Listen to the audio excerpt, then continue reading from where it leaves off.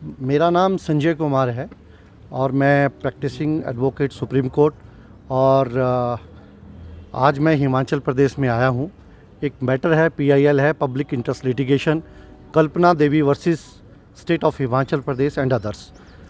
ये हम लोगों ने फाइल की थी 1 साल पहले, यानी कि 2023 में, क्योंकि हिमाचल सरकार जब बनी थी तो इन्होंने चीफ पार्लियामेंट्री सेक्रेटरी 6 बनाए थे और इसकी जो नोटिफिकेशन आई है वो अपने आप में अनकॉन्स्टिट्यूशनल है, इलीगल है। उसको हमने अपनी पिटीशन के माध्यम से चैलेंज किया था और उस पे लगभग 1 साल ख़त्म होने को आया हुआ है। और पहली बार जब ये लगी थी मेरी पिटीशन 12 अप्रैल 2023 को लगी थी। इसमें सबसे पहली पिटीशन हम लोगों ने, यानी कल्पना देवी ने फाइल की थी और आज इसकी प्लीडिंग्स कंप्लीट हो चुकी है और 2, 3, 4 जो पिछली तारीख को इसके डेट्स बताई थी कि इसको डेट स्पेशल बेंच बना हुआ है और इस बेंच में जो है वो फाइनल आर्गूमेंट के लिए आज ये लगी हुई थी। और परंतु आज कोर्ट ने कहा कि आज का जो बेंच है वो इसको पूरी तरह सुन नहीं पाएगा, कंप्लीट नहीं कर पाएगा। इसलिए जो है इसमें हम लोग आपको एक और डेट दे रहे हैं।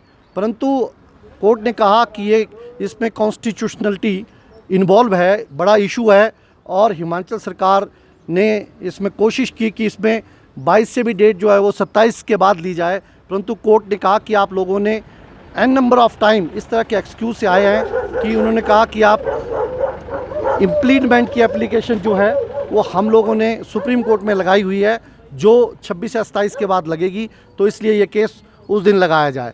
ये एक ओरल जो है वो ओरली कोर्ट ने बोला, तो कोर्ट ने उनकी ये जो रिक्वेस्ट है वो डिक्लाइन कर दी और 22 अप्रैल 2023 को इसको जो है वो दोबारा लगा दिया। अब 22, 23, 24 लगातार 2 से 3 दिन, जब तक इसमें आर्गूमेंट कंप्लीट नहीं हो जाता, क्योंकि कोर्ट ने, दोबारा मैं कहना चाहता हूँ, कोर्ट ने कहा कि यह जो मैटर है वो अति महत्वपूर्ण और इम्पॉर्टेंट है, क्योंकि इसमें कॉन्स्टिट्यूशनल की जो अमेंडमेंट 91 है उसको जो है वो चैलेंज किया गया हुआ है। सब्सटेंशियल क्वेश्चन ऑफ लॉ एक है, तो इसलिए जितनी भी पिटीशन है उनको कंक्लूड जल्दी से जल्दी किया जाएगा।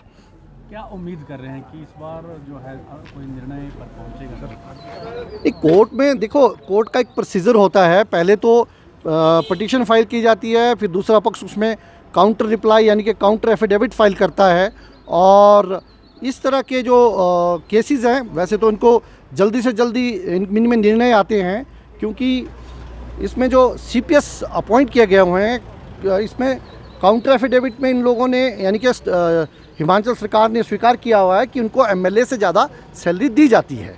तो अपने आप में ये एक स्टेट एक्सचेकर का जो इसका जो स्टेट एक्सचेकर जो है वो फंड्स का दुरुपयोग हो रहा है। इनको लग्जरीज गाड़ियाँ जो है वो दी जाती है, फ्लैग लगे हुए हैं, सारी मंत्रीज़ वाली सुविधा है। पिछली बार उसमें जो है वो इसमें स्टे हुआ है उनके इन सुविधाओं को लेके, परंतु अब फाइनल वर्डिक्ट आना है, तो इसलिए कोर्ट ने बार बार कहा है कि हम लोग इस मामले को जल्दी से जल्दी जो है वो ख़त्म करने की कोशिश करेंगे और इसलिए यह तारीख छोटी दी गई, 22 अप्रैल, इसी महीने की 22 अप्रैल को दी गई और 22, 23, 24। और मैं पूर्ण रूप से यह कहना चाहता हूँ, कोर्ट इसमें पॉजिटिव है और जो भी निर्णय रहेगा वी विल एक्सेप्ट इट और होपफुली इसमें हिमाचल की जनता की जीत होगी, क्योंकि जनता का पैसा है और वो हम लोग जो हैं वो जनता के लिए काम कर रहे हैं। Thank you. मामला ये कब का मामला है और क्या इस तरह के हाँ, ये बड़ा विशेष सवाल है।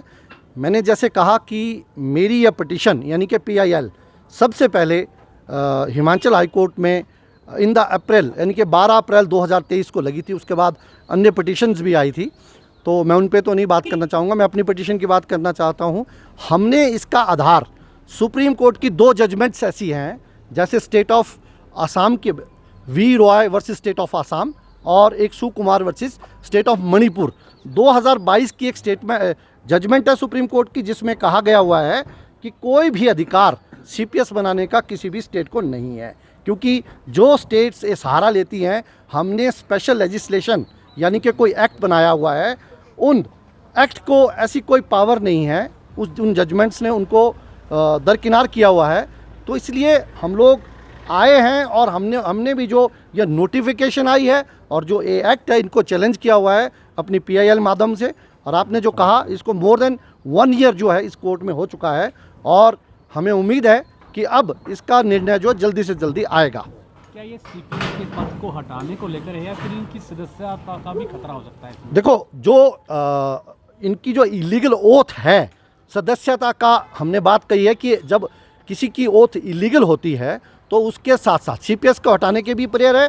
और अगर कोर्ट इसमें कंसीडर करेगा तो हम लोगों ने कहा है, वैसे तो इसमें एक ऑफिस ऑफ द प्रॉफिट भी होता है जिसको हम लोग कहते हैं कि ये जब कोई भी ऐसा पद MP या MLA, जैसे आपको जया बच्चन की एक जजमेंट है, ऑनरेबल सुप्रीम कोर्ट ने कहा था कि कोई भी MP जो है वो MP से ज़्यादा सैलरीज नहीं ले सकता है और कोई बड़े विशेष पदों पे नहीं हो सकता है।